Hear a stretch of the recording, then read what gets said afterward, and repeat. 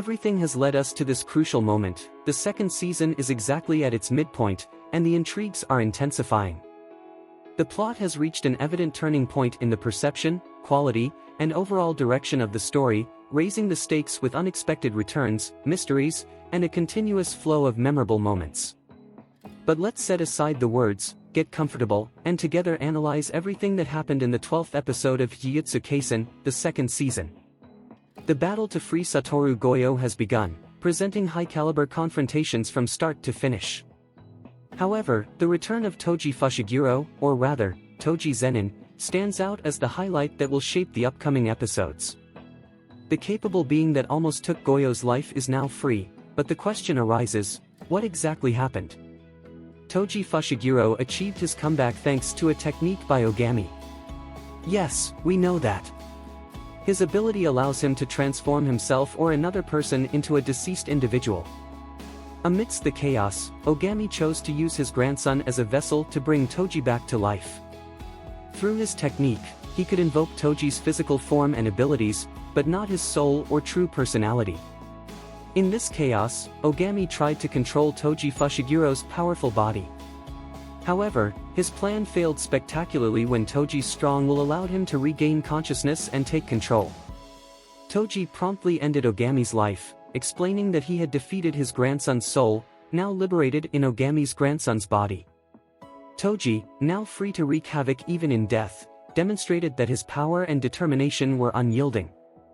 Despite the use of a sinister resurrection technique, Toji's sheer power and determination allowed him to overcome the one who brought him back to life. Technically, it was Toji's celestial restriction that truly brought him back to life. To explain more clearly, the technique is somewhat like a phone call to the afterlife.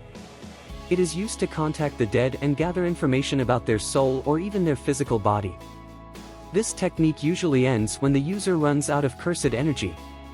Toji is a special case because he was born with a celestial restriction, meaning he lacks cursed energy but possesses superhuman physical abilities. When Toji was brought back to life, his physically superior body replaced Ogami's grandson's soul, as Toji's body doesn't use cursed energy, and his soul has none. The resurrection technique couldn't determine when to end, getting stuck in a loop and allowing Toji's soul to maintain control of the body indefinitely. Due to this extraordinary situation, Toji became a sort of unstoppable fighting machine. Nevertheless, it's surprising that Ino managed to survive. Despite the concerns for him in the last episode, there is no need for worry, as he is still alive and kicking, now with the pride of having faced Toji Fushiguro and emerging unscathed. The current situation in Shibuya is disheartening. The sorcerers are not only confined by zones but also facing multiple tasks, with the most crucial being the mission to save the most powerful of them all. In this episode, Nanami, Nobara, and Mimi take center stage, and honestly, it was about time. Even though Haruta Shigemo is a powerful and bothersome curse user, this did not deter Nobara. She stood her ground against him, even when Nanami entered the scene after witnessing Haruta harm Carrie. Despite sustaining several injuries, Nobara continued to fight strategically to extract information about the Shibuya incident. Although the battle was traumatic due to Haruta's sadistic attacks on Carrie, Nobara demonstrated courage and determination. Nanami, on the other hand, has a different story. He has witnessed the cruelty of these villains, who don't hesitate to attack assistant teachers.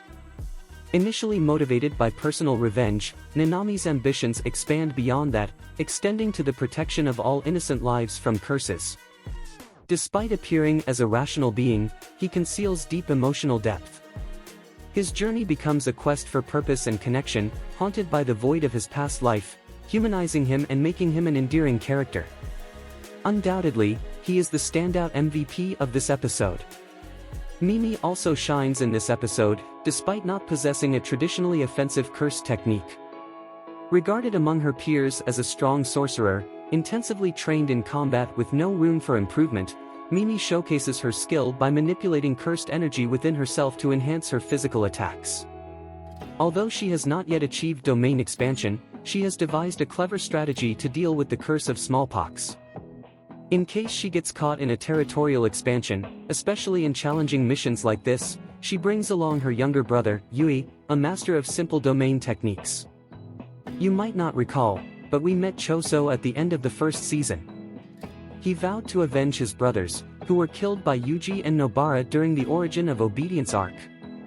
Although he agreed to join Kenjaku and Mato's alliance in the Shibuya massacre, deep down, Choso simply seeks revenge for his brothers' deaths. The climax of this episode finally reveals the much-anticipated encounter between Yuji and Choso at Shibuya Station. This will be a crucial point, as Choso will unveil a shocking truth about Yuji. Some may already be aware of it, but we'll discuss it in the next video. Share your thoughts on the video, and if you enjoyed it, don't forget to subscribe to the channel to stay updated on all things Jujutsu Kaisen. Also, leave a comment about which other anime you'd like me to bring. This is Prime Animes, and I'll see you in the next installment.